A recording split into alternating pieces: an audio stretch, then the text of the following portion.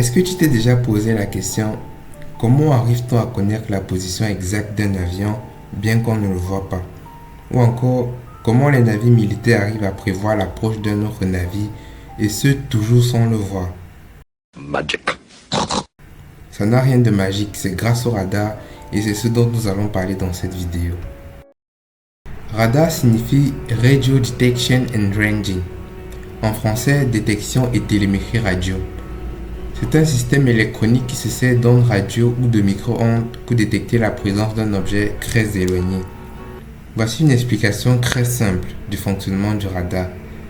L'émetteur du radar contient un générateur haute fréquence qui peut être un magnétron. Celui-ci utilise un faisceau d'électrons dévié par un champ magnétique pour générer des oscillations à haute fréquence. Oups, ma bouche a bugué. Bon, ça va, je vous explique ça.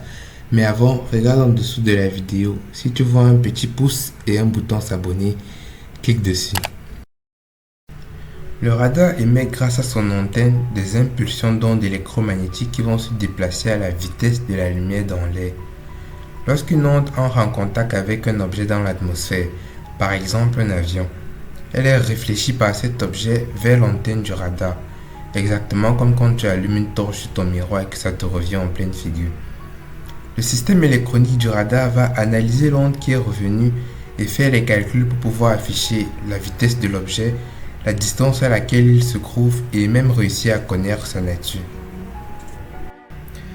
Comment le radar fait pour connaître à quelle distance se trouve un objet? Répondre à cette question signifie réussir à connaître la distance que parcourt l'onde pour aller de l'antenne à l'objet ou alors de l'objet à l'antenne.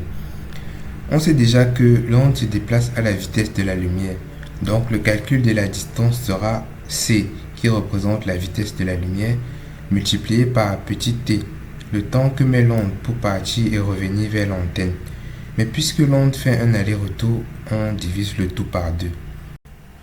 Le radar émet une impulsion d'onde après une durée bien déterminée. L'écho de l'onde émise doit revenir avant la prochaine émission d'onde.